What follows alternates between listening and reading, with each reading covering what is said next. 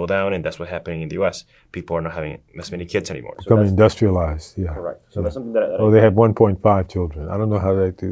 They figure middle-class people have 1.5 children. I don't know how they do that. But go ahead. yeah, who knows? It's just maybe like like a half of a children. I don't know. Who knows? Only But- the top half gets born. Well, that's what the statisticians say. But go ahead. In your book that you wrote is that you wrote that this adolescents they do want to have these kids. Yeah, well, these are poor blacks. Correct. So they're not middle class at all. Correct, You take them out of that category altogether, yeah. Completely understand. But what was the reasoning behind them just? The intention. Oh, because one of the things that they all said when the child was born, both the father's an adolescent and the mother's an adolescent, they said that I'm grown now. So they saw it as a rite of passage into adulthood.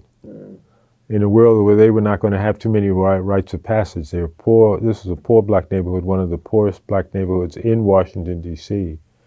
Schools were very, very deficient. They didn't see much of a future for themselves, and they knew it. They were cynical enough and aware enough to know that they didn't have much future, that they were not competitive in the American job market. They knew that.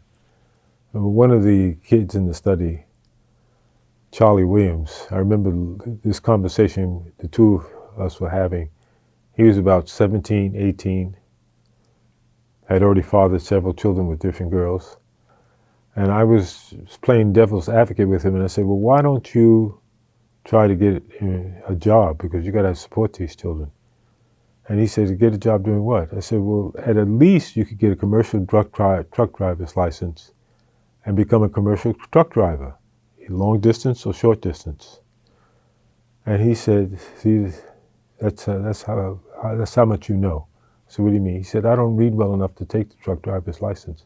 I can pass the physical part, shifting the gears, I know how to do that, but I can't sit down, I don't read. And it never crossed my mind, because he had dropped out of high school.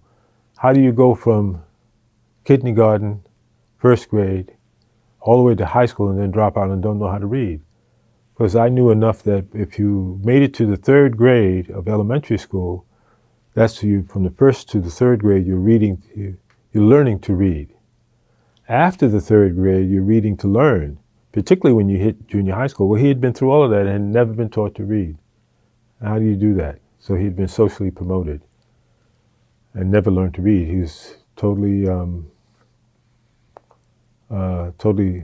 incapable of reading, illiterate. But those kinds of things never occurred to me until I actually saw it face to face. Rosalie, the woman I spent 4 years with, she couldn't read. Same scenario. She had never been taught to read. And that almost takes a whole dimension of the